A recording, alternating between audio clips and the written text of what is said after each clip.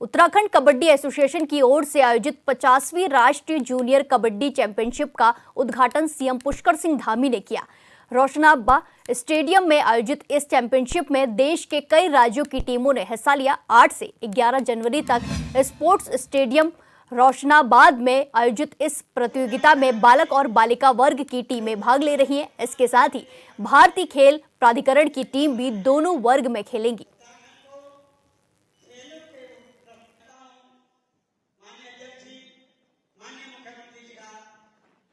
आप सभी खिलाड़ियों के चेहरे पर ऊर्जा और उत्साह देखकर साफ पता चल रहा है कि आप सभी इस होने वाली प्रतियोगिता में अपना दमखम दिखाने के लिए पूरी तरह से तैयार हैं। तैयार है ना? क्या बात है, इतनी कम आवाज क्यों आ रही है? तैयार है ना? तो जोर से बोलिए, तैयार है ना? चलिए, बहुत अच्छा।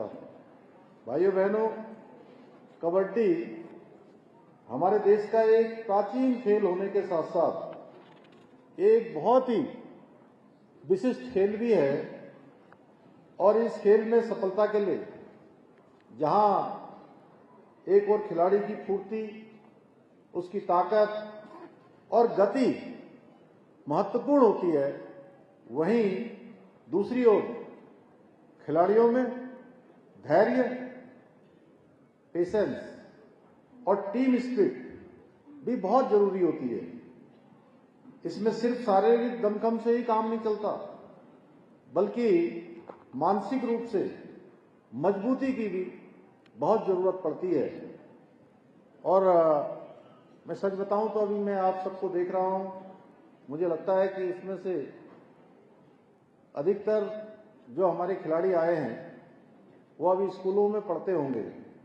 मैं भी अपने स्कूल के दिनों में कबड्डी खेला करता था और इस बार तो नहीं, लेकिन पिछली बार हमारे पवन पंत जी वहां से हंस रहे हैं क्योंकि वो मुझे बचपन से जानते हैं, हमारे सहपाठी हैं। तो ये कबड्डी खेलने का ये फायदा मुझे हुआ कि राजनीति की जो कबड्डी है, इस कबड्डी में भी मुझे कभी कोई ज्यादा दिक्कत नहीं हुई। भाइयों बहनों,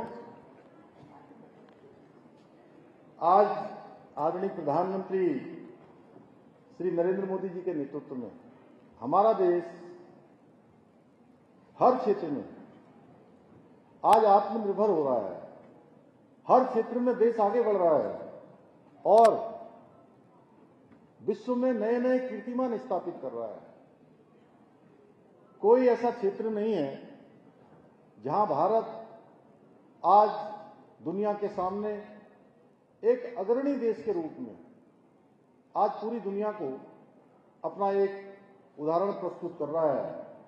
इसी क्रम में आज भारत खेलों के क्षेत्र में भी लगातार आगे बढ़ रहा है। आप सबको याद होगा, एक समय था कि खेलों के क्षेत्र में जब खिलाड़ियों का चयन होता था तो अनेक प्रकार से भाई भतीजावाद किया जाता था, अच्छे खिलाड़ियों को मौका नहीं मिलता था, पारदर्शिता के साथ चयन नहीं होता था। लेकिन आदरणीय प्रधानमंत्री जी के प्रधानमंत्री बनने के बाद इस पूरे क्षेत्र में पारदर्शिता आई और जो होनहार प्रतिभावान खिलाड़ी हैं, उन सभी खिलाड़ियों को हर क्षेत्र में आगे बढ़ने का अवसर मिल रहा है।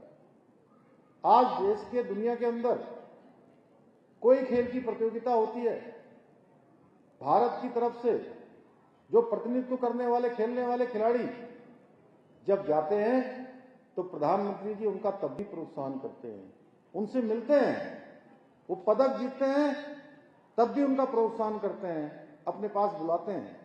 और जब वो पदक जीतने से वंचित रह जाते हैं तब भी उनका प्रोत्साहन करने का काम करते हैं।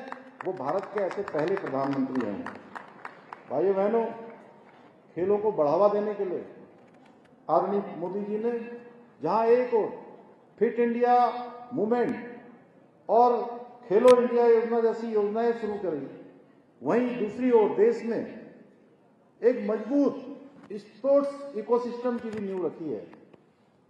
आदरणीय मोदी जी के मार्गदर्शन में हमारी सरकार भी राज्य के अंदर खेल प्रतिभाओं को, खेल संस्कृति को विकसित करने के साथ साथ खिलाड़ियों को प्रोत्साहित करने का काम भी देवभूमि उत्तराखंड के अंदर कर रही है।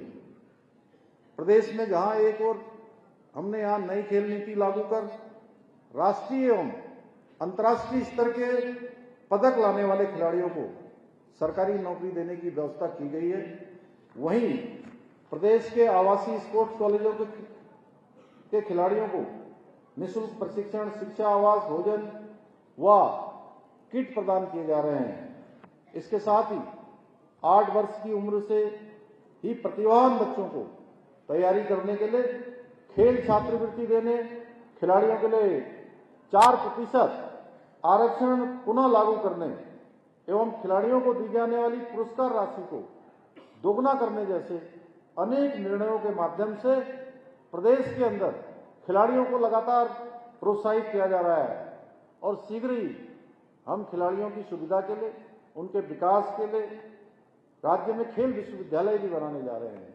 पहला खेल विश्वविद्यालय हमारे प्रदेश के खिलाड़ियों को विश्व स्तरीय प्रशिक्षण मिलेगा, सुविधाएं मिलेंगी और अधिक अवसर प्राप्त होंगे। हमारे प्रयासों का परिणाम है आज उत्तराखंड देवभूमि के साथ साथ, जैसा अभी डीके सिंह जी कह रहे थे, खेल भूमि के रूप में भी अपनी पहचान